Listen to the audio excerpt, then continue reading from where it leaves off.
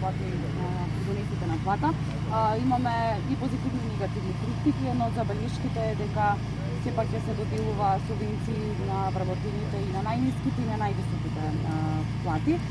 Вчера имаше и финансиски една анализа каде што било дека треба да се ограничи до 24.000, односно да се намала на најниските плати, за да може онаа целта на владата да дојде ефект да се намали платата во приходи. Колку сметате да дискувате? Да, законот е на ЕНЕР, значи е уште предмет на дискусија пред да влезе во парламент и секако сите забелешки се добродојдени. Јас кажав дека тој закон практично е исто така една инвестиција, можда не капитална, материјална, меѓутоа тоа е во една инвестиција во човечкиот капитал во државата. Сакаме да бидеме партнери на компаниите, да им помогнеме да најдат начин како да ги задржат своите вработени, да ги зголемат платите, бидејќи тоа е предизвик.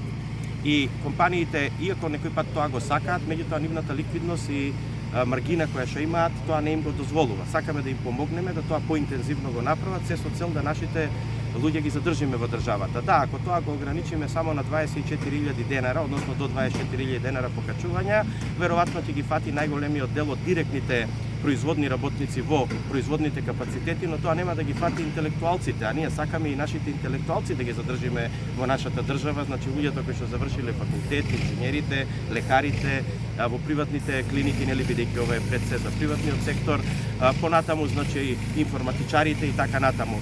Но од друга страна пак направивме друг ограничувачки фактор, дека тоа зголемување е во рамките од 600 до 6.000 денара.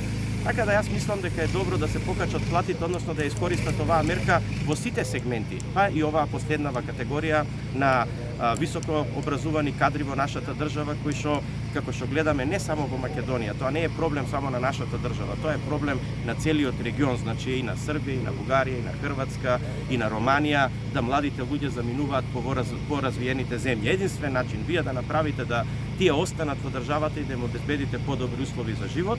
Подобри услови за живот подразбира многу работи, меѓутоа секако во прв ред подразбира, значи, повисоки приходи.